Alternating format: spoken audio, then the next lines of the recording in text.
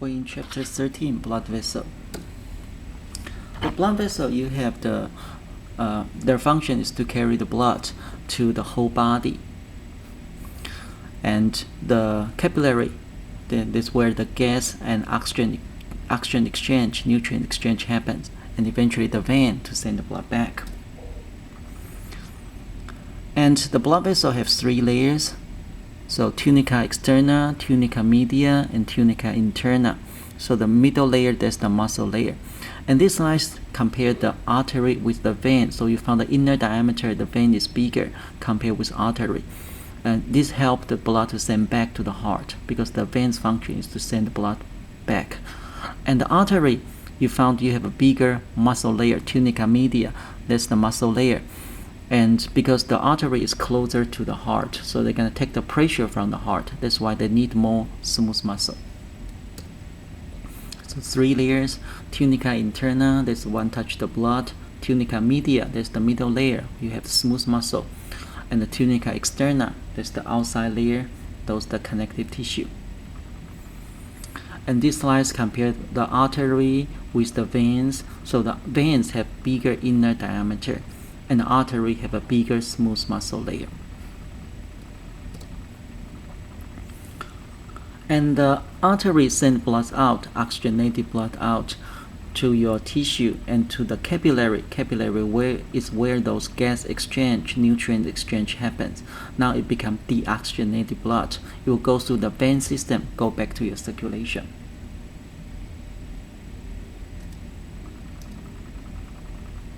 And this slide show you the capillary bed. The veins are the ones to send the blood back. It collect the blood from the capillary, and they usually have a bigger inner diameter. Because the blood pressure there is low already, they are very far away from the circulation, and they have the valve to help them. So a lot of big veins have the valves. And the valves, we talk about that in the heart. The valve's function is to make sure the blood go in one direction. And those valves can help the blood go back from the vein, go back to the heart. So that's the valve. And because of the valve, say this is the vein in your leg. And when your heart contract, the blood move up. And if you don't have the valve, when the heart relax, the gravity gonna pull the blood back. And because you have the valve, it can prevent the backflow, so the blood only go in one direction.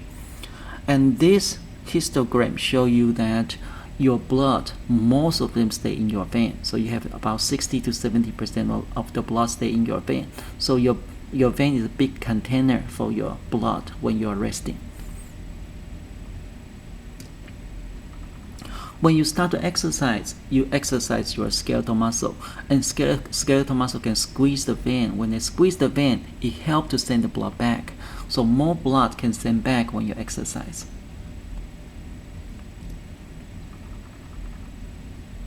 In the capillary, that's where the nutrients, oxygen, CO2 exchange.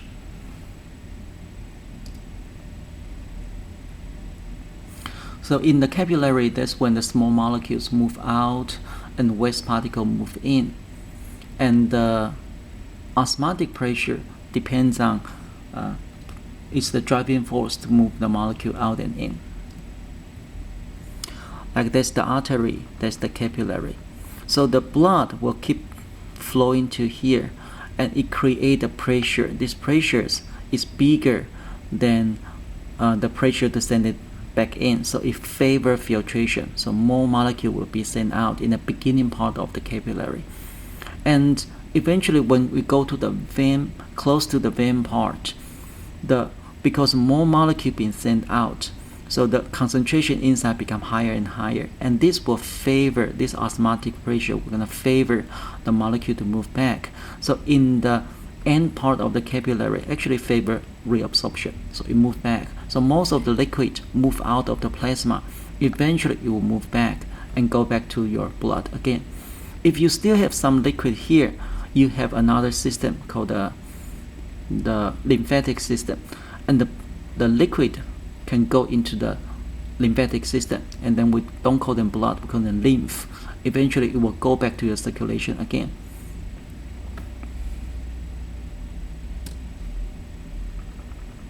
In the vein, that's the place with low resistance, and because have a bigger inner diameter, and also the pressure there is low, so you need to have the valve to help to send the blood back.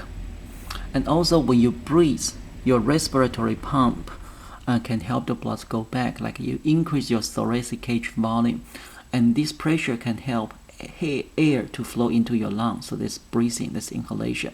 But this pressure, negative pressure, also help the blood to go back. And the blood flow, we talk about this in the cardiovascular system. Start from the right atrium to the right ventricle, you go to the lung to carry oxygen. Now you go to the left side, left atrium, left ventricle, you go to the whole body, and eventually it go back, so it's a closed circle.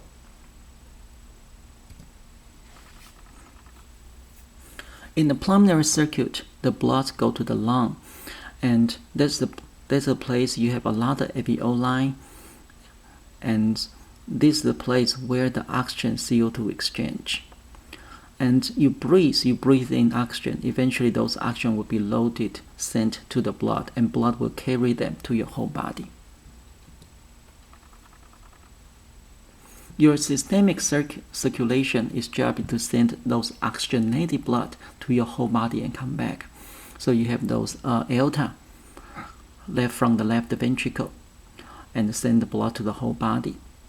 And it will go become the aortic arch, and will have branch, send the blood to your shoulder, your neck, your head, and it will go to the descending aorta and send the blood to the whole body.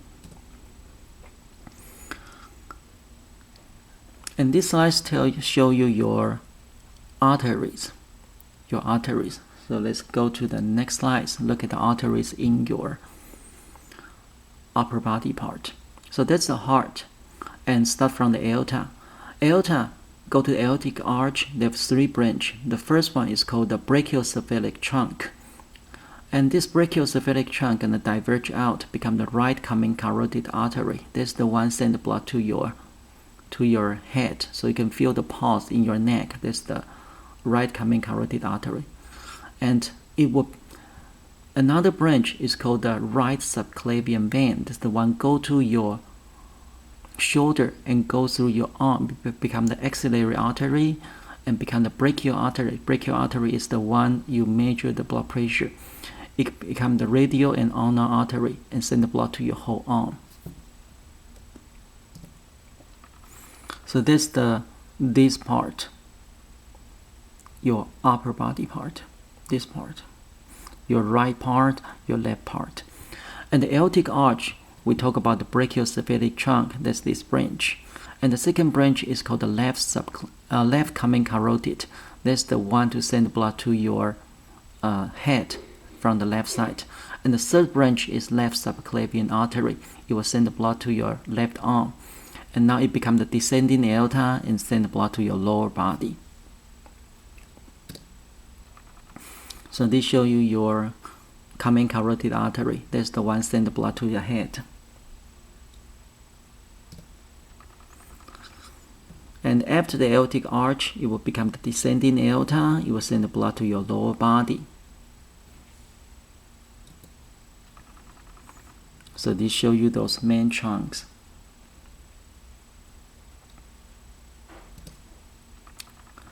And the vein systems, you have the vena cava, that's the big vein. And the hepatic portal vein, that's the vein you found in the liver.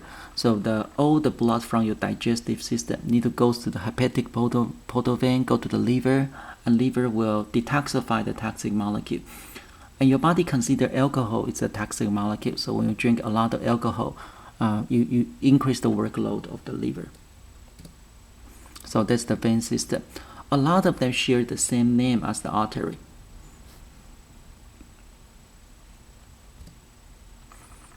So there's the vein to send the blood to the head.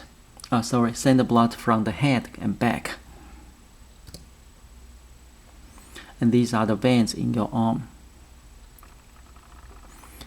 All the veins, most of them share the same name. Let's look at one different. This one called the median cubital vein. That's the veins you use to draw blood. So that's the vein system.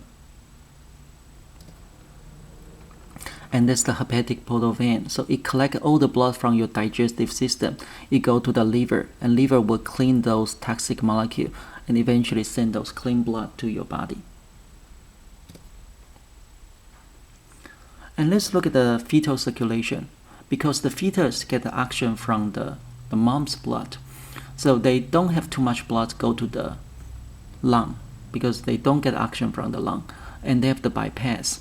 And two bypass called foramen ovale and ductus arteriosus. Let's look at the picture. So the fetus get oxygen from the mom's blood, from the umbilical cord.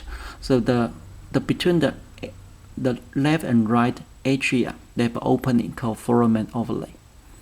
And between the pulmonary trunk and aorta, they have another one called ductus arteriosus. So most of the blood actually don't go to the lung.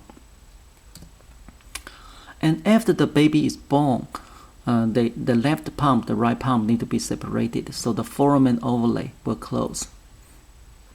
And the ductus arteriosus also close as well. So now the left pump and right pump completely separated. The right pump deal with deoxygenated blood, and the left pump deal with oxygenated blood.